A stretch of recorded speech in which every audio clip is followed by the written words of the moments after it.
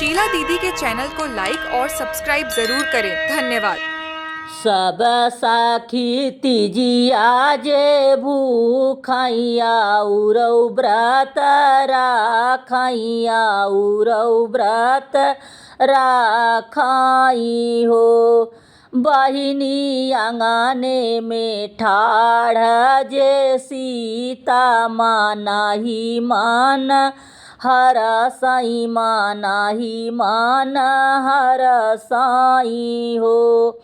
बहिनी आंगने में ठाढ़ी जे सीता मानाही माना हर साई मानाही माना हर साई हो।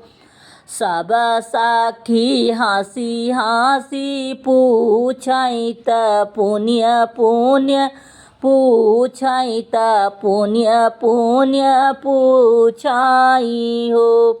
सीता कवन कवन व्रत राख्यू मैया बर पायू मैया बर पायू हो। सीता कवन कवन व्रत राख्यू मैया बर पायू मैया बर पायू हो। हंसी हंसी बतावई मोरी सीता सुनाहू सब सखिया सुनाहू सब सखियाई हो। सखिया जवन जवन विधि राखऊँ मैं तोहाँ से बताऊँ मैं तोहाँ के बताऊँ हो। सखिया जवन जवन विधि पूजऊँ मैं तोहाँ से बताऊँ मैं तोहाँ से बताऊँ हो। भोरे भोरे उठी के मैं नहायऊँ सूरजू पैया लागऊँ सूरजू पैया लागऊँ हो। भोरे भोरे उठी मैं नहायऊँ सूरजू पैया लागऊँ सूरजू पैया लागऊँ हो। सखिया माते पिता का की है आदर रमैया बर पाए रमैया बर पाए नु हो। सखिया माते पिता का की है आदर रमैया बर पाए रमैया बर पाए नु हो। सखिया भौजी संगे हंसी के बतियाए रमैया बर पाए रमैया बर पाए नु हो।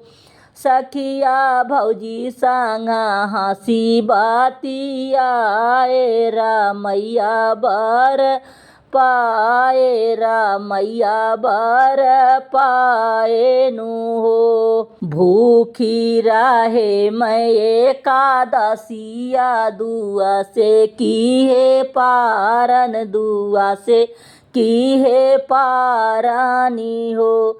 सखिया पूस के रहे इतवार रमैया बर पाए रमैया बर पाए नु हो। सखिया तुलसी जी के दिया ना जलाए रमैया बर पाए रमैया बर पाए नु हो। सखिया तुलसी जी के दिया ना जलाए रमैया बर पाए रमैया बर पाए नु हो। भादों के शुक्ल पक्ष तिथिया मैं तीजिया जे भूखे मैं तीजिया जे भूखे नु हो। सखिया रही के बरत निराहार मैं शिवजी के पूजाऊँ, मैं शिवजी के पूजाऊँ हो। सखिया गौरा जी के लागे मैं सारनिया रामैया बर पाए, रामैया बर पाए नु हो। सखिया गौरा जी के लागे मैं सारनिया रामैया बर पाए, रामैया बर पाए नु हो।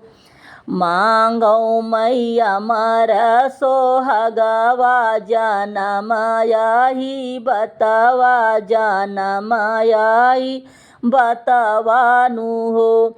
सखिया मांगे मैं सुखी परिवार, मांगन विधि पुरवाऊँ, मांगन विधि पुरवाऊँ हो।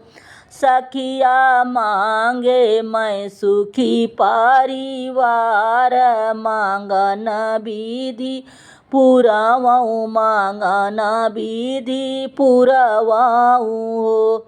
सखिया शिव गौरा दीहिन बरदनवाया मर मोर साजनवाया मर मोर साजनवानु हो। सखिया शिव गौरा दीहिन बरदनवाया मर मोर सोहगवाया मर मोर सोहगवानु हो। सब सखिया जे पूजाई औरो व्रत राखाई, औरो व्रत राखाई हो। बहिनी आंगने में ठाड़ जे सीता मानही मान हर साई, मानही मान हर साई हो। बहिनी आंगने में ठाड़ी जे सीता मानही मान हर साई, मानही मान हर साई हो।